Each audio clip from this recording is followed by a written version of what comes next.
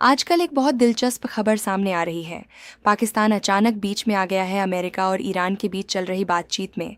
और भारत में एक सीधा सा सवाल उठता है, आखिर पाकिस्तान क्यों और भारत क्यों नहीं?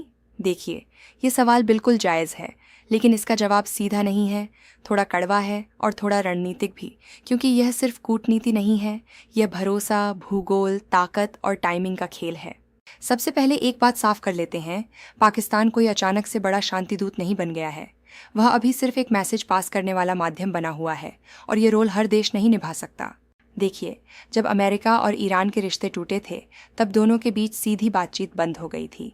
ऐसे में कुछ देशों को मध्यस्थ चैनल के रूप में इस्तेमाल किया गया और पाकिस्तान उन्हीं में से एक रहा है। मतलब अगर ईरान को अमेरिका तक कोई संदेश पहुंचाना है, तो पाकिस्तान एक पुराना स्थापित रास्ता है, और जब संकट आता है तो नए रास्ते नहीं बनाए जाते, पुराने भरोसेमंद रास्तों को ही फिर से इस्तेमाल किया जाता है। अब एक बहुत सीधी बात, पाकिस्तान ईरान का पड़ोसी है, भारत नहीं है, और अंतर्राष्ट्रीय राजनीति में पड़ोसी होना बहुत बड़ी बात होती है। अगर ईरान और अमेरिका के बीच तनाव बढ़ता है तो उसका सीधा असर पाकिस्तान पर पड़ता है। सीमा पर अस्थिरता, शरणार्थियों का दबाव, आंतरिक सुरक्षा खतरे, ऊर्जा संकट। इसलिए पाकिस्तान कह सकता है, अगर यह संघर्ष बढ़ा तो सबसे पहले असर मुझ पर होगा। ये बातचीत में बहुत वजन रखती है। भारत यह दावा नहीं कर सकता। ये थोड़ा दिलचस्प है। अमेरिका और पाकिस्तान के रिश्ते हमेशा स्थिर नहीं रहे, लेकिन अभी के समय में पाकिस्तान के पास अमेरिकी नेतृत्व तक सीधी पहुंच है। और अमेरिका को इस समय क्या चाहिए? जल्दी बातचीत, कम शोर, एक ऐसा चैनल जो ज़्यादा ध्यान में न आए। पाकिस्तान ये तीनों चीज़ें दे सकता है। अगर भारत ये भूमिका निभाता तो ये एक बड़ा अंतर्राष्ट्रीय इवेंट बन जाता, लेकिन पाकिस्तान करता है तो वह एक शांत बैकडोर चैनल रहता है। अब थोड़ा असहज सच, भारत के अमेरिका के साथ रिश्ते बहुत मजबूत हैं। रणनीतिक साझेदारी, रक्षा सहयोग, इंडो पैसिफिक में साथ ईरान ये सब देखता है। इसलिए ईरान के लिए भारत पूरी तरह तटस्थ नहीं दिखता। और जब कोई देश अपने विरोधी से बात करता है तो वह ऐसे देश को चुनता है जिस पर उसे थोड़ा ज़्यादा भरोसा हो।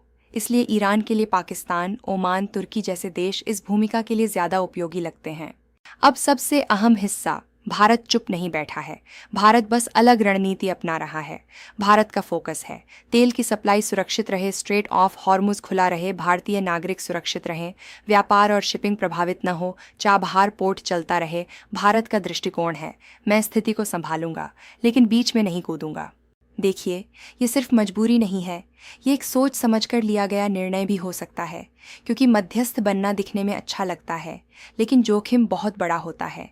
अगर भारत यह भूमिका लेता, बातचीत असफल होती, दोष भारत पर आता, अमेरिका नाराज हो सकता था, ईरान को शक हो सकता था, इजराइल और खाड़ी देश असहज हो सकते थे। मतलब हर तरफ से दबाव ही दबाव। अब थोड़ा सीधा विश्लेषण, पाकिस्तान यह क्यों कर रहा है? जवाब है वैश्विक महत्व वापस पाना। पाकिस्तान पहले भी बड़ी कूटनीतिक भूमिकाएं निभा चुका है। अमेरिका चीन संपर्क, अफगानिस्तान वार्ता, अब वह फिर से वही स्थान पाना चाहता है। इसलिए यह मौका उसके लिए बहुत बड़ा है।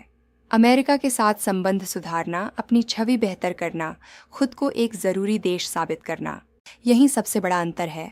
पाकिस्तान की सोच, मैं दुनिया को दिखाऊंगा कि मैं महत्वपूर्ण हूँ। भारत की सोच, मैं चुपचाप अपने हित सुरक्षित रखूंगा। पाकिस्तान सुर्खियों में है, भारत संतुलन बना रहा है। ये कोई प्रतियोगिता नहीं है, ये अलग अलग भूमिकाओं का खेल है। हर देश का रोल अलग होता है, कोई संदेश पहुंचाता है, कोई बातचीत कराता है, कोई शक्ति संतुलन बनाए रखता है। भारत का रोल थोड़ा शांत है, लेकिन लंबी अवधि में ज़्यादा मजबूत है। तो अगली बार जब आप ये सवाल देखें, पाकिस्तान क्यों और भारत क्यों नहीं, तो समझिए भारत को बाहर नहीं रखा गया। भारत ने खुद तय किया है कि वह इस समय सामने नहीं आएगा, क्योंकि हर लड़ाई में बीच में खड़ा होना ज़रूरी नहीं होता। कभी कभी सबसे समझदार खिलाड़ी वही होता है जो बिना शोर किए पूरा खेल समझ रहा होता है और सही समय पर सही कदम उठाता है। अगर आपको ये विश्लेषण पसंद आया और आप ऐसी ही गहराई वाली जानकारी चाहते हैं जो सिर्फ खबर नहीं बल्कि उसके पीछे की रणनीति समझाए, तो चैनल को सब्सक्राइब करें, क्योंकि यहाँ हम सिर्फ बताते नहीं, हम समझाते हैं कि दुनिया कैसे चलती है।